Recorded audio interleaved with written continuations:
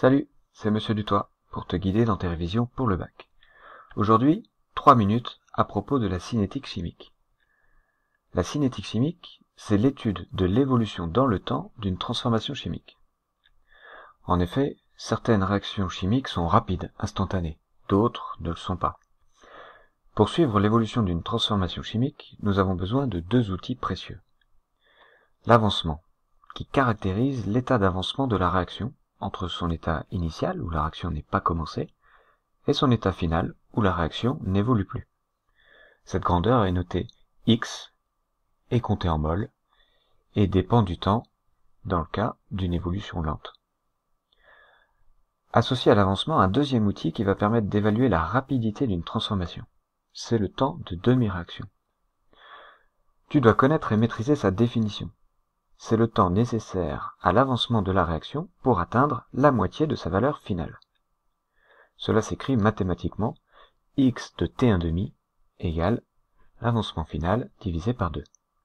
Attention à l'erreur classique, ça n'est pas la moitié du temps de la réaction. D'ailleurs, tu dois savoir le déterminer graphiquement. Je te montre. Voici un graphique qui représente l'avancement au cours du temps. Il te faut commencer par déterminer la valeur finale de l'avancement. Puis, tu divises par 2 cette valeur.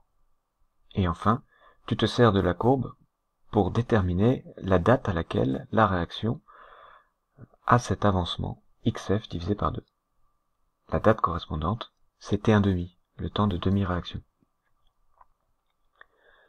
À ce stade, il peut être intéressant de chercher à contrôler la vitesse d'une réaction pour l'augmenter ou la diminuer.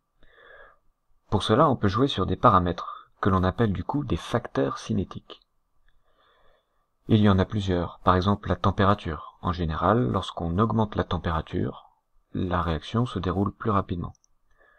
Il peut être intéressant aussi de diminuer fortement la température pour quasiment stopper la réaction. C'est ce qu'on appelle faire une trempe. La concentration est également un facteur cinétique, mais il y en a d'autres comme la lumière, la valeur du pH, etc. Une deuxième possibilité pour agir sur la vitesse d'une réaction, c'est d'utiliser la catalyse. Un catalyseur, c'est une espèce chimique qui est consommée puis régénérée, de sorte qu'elle n'intervient pas dans le bilan de la réaction, mais elle permet d'accélérer cette réaction. Elle est présente et utilisée dans de nombreux domaines et tu devras être capable d'extraire et d'exploiter les informations qu'on te présente à propos de la catalyse dans tous ces domaines. Enfin, ce chapitre a une assez forte coloration expérimentale et tu as sûrement pratiqué plusieurs TP de suivi cinétique au cours de l'année, notamment pour étudier l'influence de facteurs cinétiques ou encore de la présence d'un catalyseur.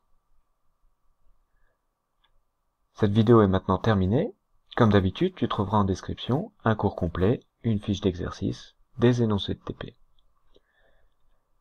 Tu peux toujours poser tes questions en commentaire.